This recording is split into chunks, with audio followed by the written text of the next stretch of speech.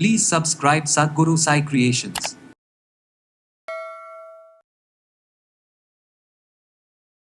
நம்ம உடல்ல இருக்கக்கூடிய கழிவுகள் வெளியேறுவதற்கு என்னென்ன வழிமுறைகள் இருக்கு? ஏன்னா கழிவுகள் அப்படின்னு சொல்லும்போது பொதுவாகவே நோய் நிலைக்கு காரணம் இதுதான் அப்படின்னு சொல்லலாம். அப்போ அதிகமான கழிவுகளின் தேக்கம் குடல் பகுதியிலையோ இல்லை பிளட்ல நிறைய டாக்ஸின்ஸ் இருந்தாலோ நம்ம பாடியில் ஒவ்வொரு ஆர்கன்ஸ்லையுமே டாக்ஸின்ஸ் இருக்கும். சில மருந்துகளை நம்ம கால் பகுதியில் அதாவது கால் பாதங்களில் நம்ம அப்ளை பண்ணும்போது உடலில் இருக்கக்கூடிய பல கழிவுகள் நல்ல விஷயங்கள் நம்ம உடலை சேருதுன்னு சொல்லலாம். ஒரு மதமதப்பு இருக்கிறது, நர்வ்ஸ் ப்ராப்ளம் இருக்குது, உணர்வே இல்லாத மாதிரி, ரத்த ஓட்டம் குறைந்திருக்கிறது, சின்னதாக ஏதாவது அடிபட்டாலும் அது டயபெட்டிக் அல்சராக மாறி அது சரி பண்ணவே முடியாதுன்ற மாதிரி அதிகரிச்சுக்கிட்டே போகிறது, இந்த கண்டிஷன் இருக்கும். வெளிப்பிரயோகமாக நம்ம உடல் பகுதிகளில் சில மூலிகைகளை நம்ம தடவி சில மணி நேரங்களில் அப்படியே வைத்திருக்கிறது, இது பற்று முறை அப்படின்னு நம்ம சொல்கிறோம். அப்போது கால் பாதங்களில் சில மூலிகைகளை நம்ம பற்றாக போடும்போது உடலில் இருக்கக்கூடிய கழிவுகள் வெளியேற ஆரம்பிக்கும். கால் பாதங்களோட ஆரோக்கியம் நமக்கு பாதுகாக்கப்படுதுன்னு சொல்லலாம்.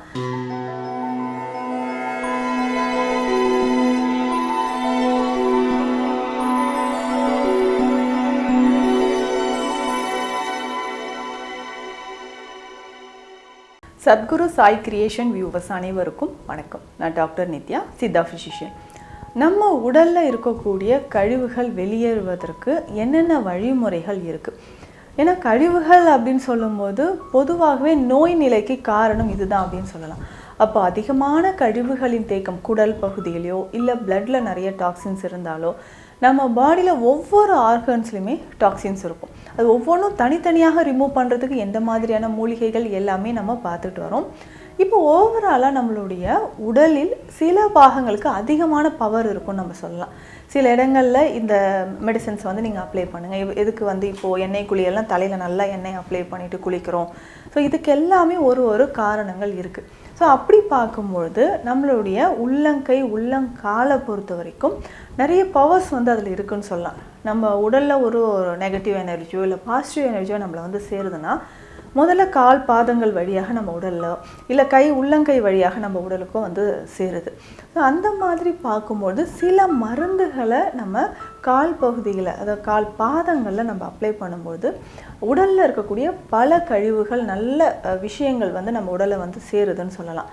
முக்கியமாக பார்த்தோம்னா நம்ம உள்ளங்கை உள்ளங்கால் ரெண்டுமே சில சிகிச்சைகள் எல்லாமே நம்ம கொடுப்போம். இந்த சித்த மருத்துவத்தில் பார்த்தோன்னா இந்த வர்ம புள்ளிகள் எல்லாமே உள்ளங்கையில் இருக்கும். ஸோ உள்ளங்கையில் இருக்கக்கூடிய வர்ம புள்ளிகளை நம்ம ஆக்டிவேட் பண்ணும்போது ஜென்ரலாகவே நமக்கு நிறைய ஆற்றல் உண்டாகுது. அதனால தான் கால்லையுமே பார்த்தோம்னா நிறைய புள்ளிகள் வர்ம புள்ளிகள் இருக்குது. இதுலேயுமே இந்த அக்குப்ரெஷர் பாயிண்ட்ஸ் அப்படின்னு நம்ம சொல்கிறோம். இந்த பாயிண்ட்ஸ் எல்லாமே நம்ம ஆக்டிவேட் பண்ணும்போது உடலில் ஒவ்வொரு ஆர்கனுமே நமக்கு நல்லாவே ஸ்ட்ரென்தன் ஆகுதுன்னு சொல்லலாம். உடலோட ஒவ்வொரு உறுப்புமே கால் பாதத்தோடு நமக்கு தொடர்புடையதாக இருக்குது. நம்ம நடக்கும்பொழுது சரி, அதனால தான் சொல்லுவாங்க இந்த கூழாங்கல் இருக்கக்கூடிய தரைகள்லாம் நம்ம நடந்தோம்னா உடல் முழுவதுமே நமக்கு புத்துணர்ச்சி பெறுது, உடலில் இருக்கக்கூடிய ஒவ்வொரு ஆர்கன்ஸும் நமக்கு செயல்பட ஆரம்பிக்குது அப்படின்னு சொல்லலாம். ஸோ அந்த மாதிரி கால் பாதங்களில் அந்த கூழாங்கல் நிறைந்த இடங்கள்லாம் நம்ம நடக்கும்போது நல்லாவே பவர் நமக்கு ஜென்ரேட் ஆகுது. ஸோ இந்த மாதிரி தான் இப்போது இன்றைக்கு நம்ம பாடியில் இருக்கக்கூடிய இந்த டாக்ஸின்ஸை ரிமூவ் பண்ணுறதுக்கு நிறைய டீடாக்ஸ் பேட்சஸ் எல்லாம் வந்துருச்சு. ஸோ இதை நம்ம கால் பகுதியில் இரவு முழுவதும் நல்லா ஒட்டி வச்சுட்டு காலையில் நம்ம ரிமூவ் பண்ணால் உடலில் இருக்கக்கூடிய டாக்ஸின்ஸ் எல்லாம் பாதங்கள் வழியாக வெளியேறுது அப்படின்னு சொல்கிறாங்க. இதை இயற்கையான முறையிலையும் நம்ம வீட்டிலேயே நம்ம தயாரித்து எல்லோருமே நம்ம பயன்படுத்துகிற மாதிரியான வழிமுறைகளும் இருக்குது. ஸோ இதை நம்ம பார்த்துக்கும்போது நம்ம கால் பாதத்தோட ஆரோக்கியம் நம்ம உடலோட ஆரோக்கியத்தை தீர்மானிக்குது அப்படின்னு சொல்லலாம். கால் பாதம் ஏன்னா நம்ம உடலில் இப்போ ஒரு நோய் வருதுன்னா கால் பாதத்தில் நமக்கு காட்டிடும். எப்படி கண்களில் முடிகளில் நமக்கு தோல் பகுதிகளெல்லாம் சில அறிகுறிகள் நமக்கு தெரியுதோ அந்த மாதிரி கால் பாதங்கள்லேயும் நமக்கு சில அறிகுறிகள் தெரியும். நோய் நிலை இருந்தால் சில சைன்ஸ் அண்ட் சிம்டம்ஸை நமக்கு இண்டிகேட் பண்ணுதுன்னு சொல்லலாம். அதை வைத்தே நம்ம உடலில் இந்த மாதிரி பாதிப்புகள் இருக்கான்றதை தெரிஞ்சுக்கணும். சிலருக்கு ரொம்ப நேரம் நின்றுக்கிட்டே ஒர்க் பண்ணுவாங்க, இல்லை அதிக நேரம் டிரைவிங் பண்ணுறவங்களா இருக்கட்டும், இல்லை வெரிகோஸ் வெயின் ப்ராப்ளம் இருக்கிறவங்க, முக்கியமாக சர்க்கரை நோயாளிகள் நிறைய பேருக்கு கால் பாதங்களில் இந்த பிரச்சனை இருந்துக்கிட்டே இருக்கும். அதாவது பார்த்தோம்னா ஒரு மதமதப்பு இருக்கிறது, நர்வ்ஸ் ப்ராப்ளம் இருக்குது, உணர்வே இல்லாத மாதிரி, இரத்த ஓட்டம் குறைந்திருக்கிறது, சின்னதாக ஏதாவது அடிபட்டாலும் அது வந்து டயபெட்டிக் அல்சராக மாறி அது சரி பண்ணவே முடியாதுன்ற மாதிரி அதிகரிச்சுக்கிட்டே போகிறது, இந்த கண்டிஷன் இருக்கும்.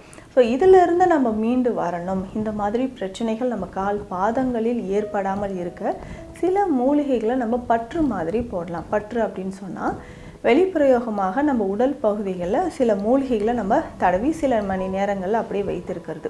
இது பற்று முறை அப்படின்னு நம்ம சொல்கிறோம். அப்போது கால் பாதங்களில் சில மூலிகைகளை நம்ம பற்றாக போடும்போது உடலில் இருக்கக்கூடிய கழிவுகள் வெளியேற ஆரம்பிக்கும். கால் பாதங்களோட ஆரோக்கியம் நமக்கு பாதுகாக்கப்படுதுன்னு சொல்லலாம். நிறைய பேருக்கு கால் ஆணி இருக்கும், தாங்கவே முடியாது. நடக்கும்போது அந்த எலும்பில் குத்துது, செப்பல்ஸ் போட்டுட்டு நடக்க முடியல, வெறும் தரையில் நடக்க முடியல, நான் நடக்கும்போது பேலன்ஸ் பண்ணி நடக்கும்போது ஆடி ஆடி நடக்கிற மாதிரிலாம் இருக்குது. ஸோ இந்த மாதிரியான பிரச்சனைகள் நிறைய பேருக்கு இருக்கும். அப்போ கால் பாதத்தில் இது தாண்டி சில பேருக்கு அந்த வெடிப்புகள் மாதிரி இருக்கும். ஸோ பித்த வெடிப்பு அப்படின்னு சொல்லுவாங்க. இந்த மாதிரி வெடிப்பு பிரச்சனையும் நிறைய பேருக்கு ஏற்படுது. கண்களில் ஏற்படக்கூடிய பிரச்சனை திரும்ப திரும்ப ஒரு பூஞ்சை தொற்று மாதிரி ஏற்பட்டு கண்களில் வந்து பார்த்தோம்னா ஒரு கருமை நிறத்தில் ஒரு இன்ஃபெக்ஷன் மாதிரி தெரியும். ஸோ இதை சரி பண்ணுறதுக்கும் நம்ம இந்த முறையை ஃபாலோ பண்ணிக்கலாம்.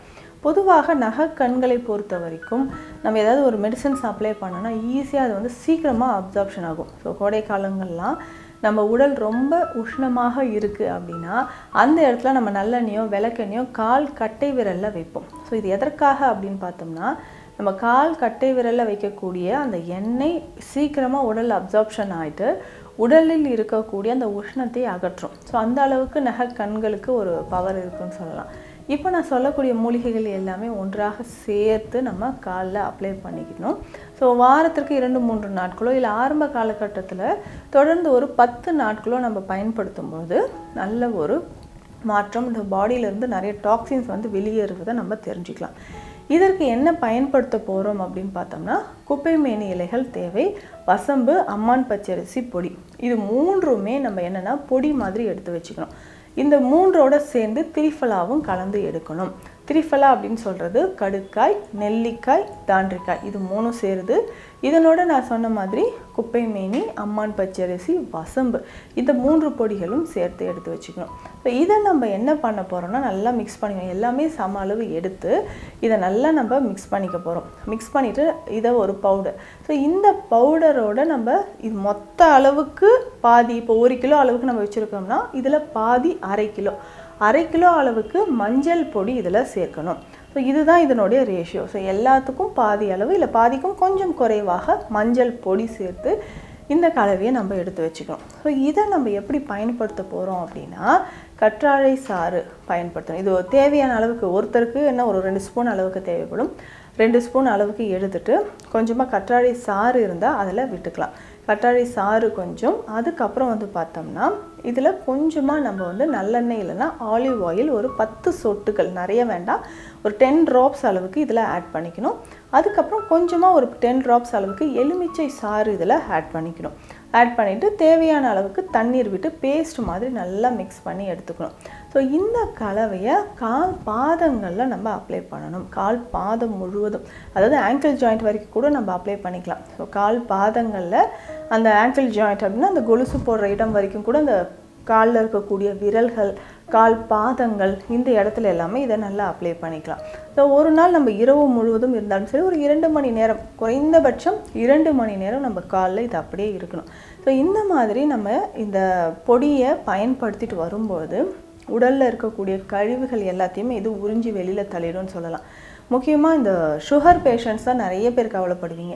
எனக்கு வந்து வெரிகோஸ் ப்ராப்ளம் இருக்குது, காலில் வந்து நரம்பு சுருட்டல் பிரச்சனை இருக்குது, உணர்ச்சியே தெரியல அப்படின்னு சொல்கிறவங்களுக்கு இது ஒரு சிறந்த ஒரு நிவாரணமாக இருக்கும்னு சொல்லலாம்.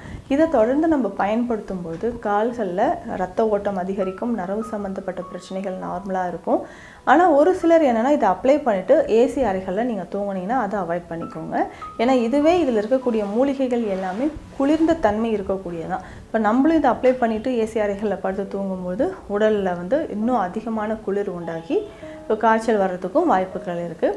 அந்த மாதிரி இதை அப்ளை பண்ணும்போது நம்ம ஏசி அறைகளில் தூங்குறதையும் அவாய்ட் பண்ணிக்கணும். ஸோ தொடர்ந்து இதை பயன்படுத்தணும். வாரம் 3 நாட்கள் தொடர்ந்து இதை பயன்படுத்திகிட்டே வந்தோம்னா நம்ம உடலில் சர்க்கரையோட அளவு குறைய ஆரம்பிக்கும். உடலில் இருக்கக்கூடிய நச்சு கழிவுகள் வெளியேறத நமக்கு நல்லாவே தெரியும். ஸோ இதனோடு சேர்த்து என்ன பண்ணோம்னா, வாரம் ஒரு முறை ஒரு டப்பில் தண்ணி எடுத்துகிட்டு, வெதுவெதுப்பான தண்ணி எடுத்துகிட்டு கால்களை அதில் ஒரு 10 நிமிடங்கள் வைக்கலாம். இதே பொடியை ஒரு 1/2 ஸ்பூன் அளவுக்கு அந்த தண்ணீரில் போட்டுட்டு நம்ம ஒரு 1/2 மணி நேரம் கால்களை அதில் வச்சுட்டு இருக்கும்போது உடலில் இருக்கக்கூடிய கழிவுகள் அனைத்துமே வெளியேற ஆரம்பிக்கும். பொதுவாக கால் பாதங்கள் அப்படின்னு சொல்கிறது நான் சொன்ன மாதிரி நமக்கு உடலில் ஏதாவது ப்ராப்ளம் இருந்தால் அதை நமக்கு உணர்த்தக்கூடிய ஒரு பகுதி தான். ஸோ இந்த மாதிரி நம்ம மூலிகை சார்ந்து பயன்படுத்தும் பொழுது நம்ம ஆல்ரெடி நிறைய உடற்பயிற்சிகள் சிகிச்சைகள்லாம் செஞ்சுட்டு இருந்தாலும் இதை சிம்பிளாக நம்ம ஃபாலோ பண்ணும்போது உடலில் இருக்கக்கூடிய கழிவுகள் கொஞ்சம் கொஞ்சமாக வெளியேறி நம்ம ஆரோக்கியமாக வாழ முடியும். மீண்டும் அடுத்த பதிவில் சந்திக்கலாம். நன்றி.